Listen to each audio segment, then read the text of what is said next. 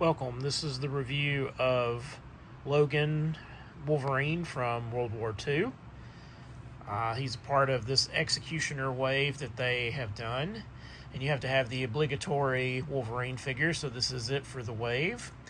I honestly think that this one would go really nicely with that World War II and the motorcycle Captain America that they released a while back. I think that would go really nicely with that. So I think a lot of people were probably anticipating this figure. The figure itself, this helmet doesn't come off, so he's got the helmet on with the growly face. There's no issues with articulation. He does have that awful new ab crunch that I don't care for, but at least it's not as bad, but you can still kind of see it right there. He is pinless. I just really wish they would go back to the standard like chest swivel thing, or just where he swivels at the waist. I wish they would go back to that. So, because it's not as bad on this figure as I've seen it on others. He does come with a lot of accessories for Wolverine. We've got the unhelmet mask with this head sculpt, which is different from any of the other ones we've gotten. He really looks like Glenn Danzig here.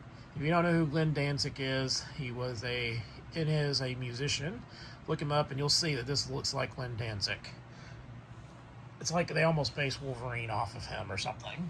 As for other accessories, he does come with a rifle, a knife.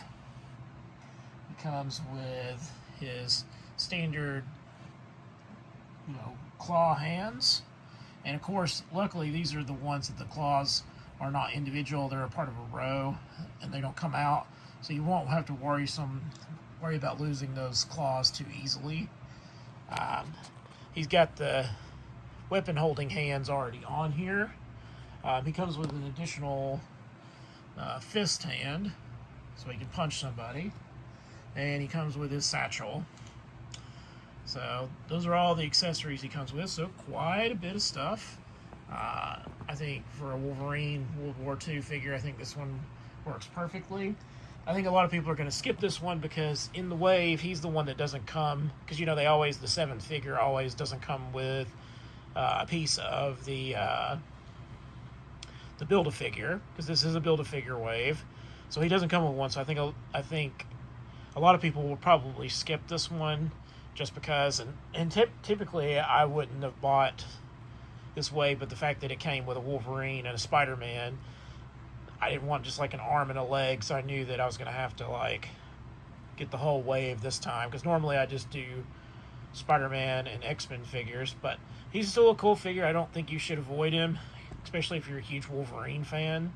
You need this one in your collection, because this is the first World War II Wolverine that I have. I think it's a pretty cool figure. He's even got the little patch on his arm there. But let me know in the comments. Are you skipping this guy because he doesn't come with a piece of the Build-A-Figure? Is he a keep because you're a Wolverine fan, an X-Men fan, completionist? Let me know in the comments. Remember to like, share, subscribe if you haven't already. It really helps the channel if you do. Hit that bell notification for when the next video drops. And as always, thank you for watching.